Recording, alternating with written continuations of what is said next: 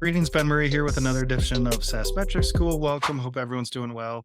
In yesterday's episode, I broke down Klaviyo's gross revenue retention number because it's a non-standard way to calculate it. They're reporting GRR of 88%, but they're not doing it how we usually calculate gross revenue retention. So make sure you check out that episode, yesterday's episode.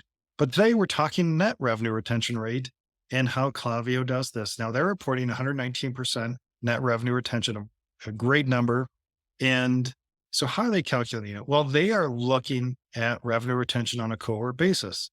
So first, they're looking at what they call a prior period amount of ARR, which is first identifying the cohort of customers as of 12 months prior to the date of determination.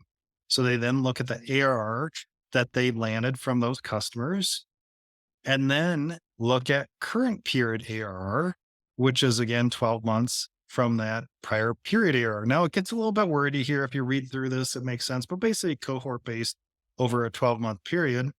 And what they count in that current period ARR. So they looked back 12 months, that cohort ARR, and then what they're earning today.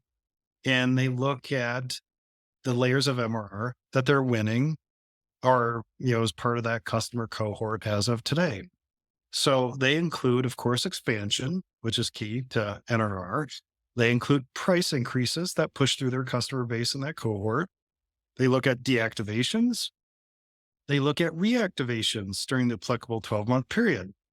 So that's interesting, right? Because not every SaaS company has reactivations. That's maybe not part of your pricing model. If they're paying with their credit card, it got declined, then they come back on. But that is a layer of MRR or ARR for a lot of SaaS companies. They, of course, look at contraction and attrition over the last 12 months.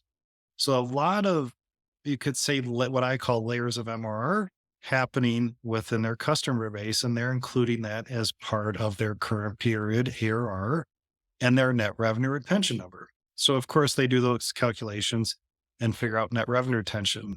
They go on to say that their average, that their point in time NRR is a weighted average of these cohorts. Now, of course, I'm just interpreting their S1. I'm not an insider, don't have any special knowledge, but they lay this out, and it seems more of a standard definition of net revenue retention and what they're reporting there.